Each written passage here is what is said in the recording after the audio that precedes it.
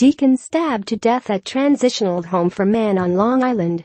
A Roman Catholic deacon on Long Island who ran a transitional home for men with a history of addiction or crime was stabbed to death on Friday by one of the residents he had devoted his life to serving, the police said. The deacon, Patrick Logsdon, was the manager of Anthony House in Roosevelt, New York, in Nassau County. For more than 30 years, Mr. Logsdon, 70, took in up to 9 men at a time, giving them a bed, home-cooked meals, help finding a job, and, above all, a tough love attitude, said James Pfeifer, 61, who worked at the house with Mr. Logsdon for 4 years. The men, many of whom had spent decades in prison, were allowed to stay for 6 to 8 weeks, during which time they were expected to behave with dignity and prove they were trying to get their lives back on track, Mr. Pfeifer said. He would say, "You can't con the deacon," Mr. Pfeifer recalled.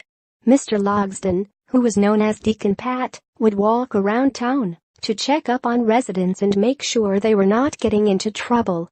Guys would call him the Ninja Deacon and say, "Where did you come from?" He was tough as nails, Mr. Pfeifer added. But he was about giving someone another chance.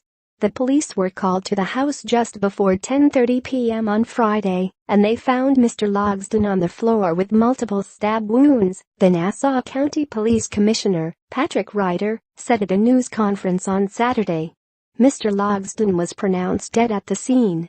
The police said they were seeking a suspect, Andre Patton, 47, a resident of Anthony House. Mr. Patton was described as armed and dangerous. The motive was unknown. 3 people were living at the house at the time of the killing, Commissioner Ryder said. The Society of St. Vincent de Paul, of the Diocese of Rockville Center, which includes Nassau and Suffolk counties, runs Anthony House. The society also runs another transitional house as well as a thrift store. Deacons are one of 3 orders of Christian ministry, in addition to bishops and priests.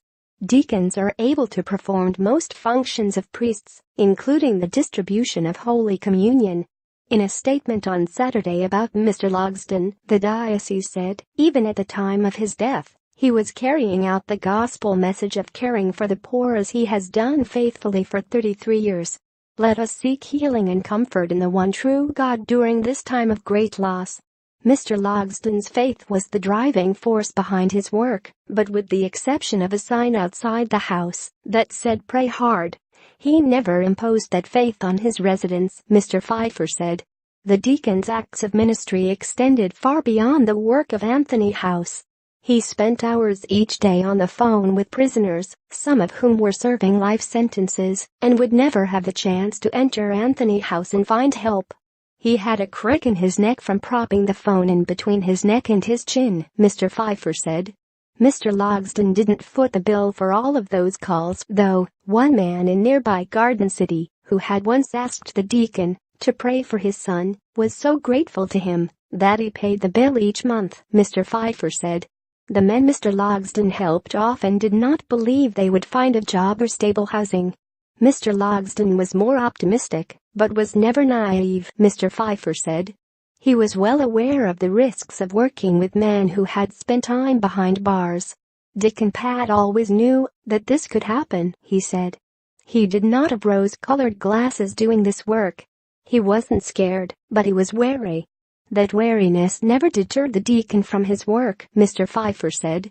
If he had been stabbed and lived, he would have still remained devoted to it, he said.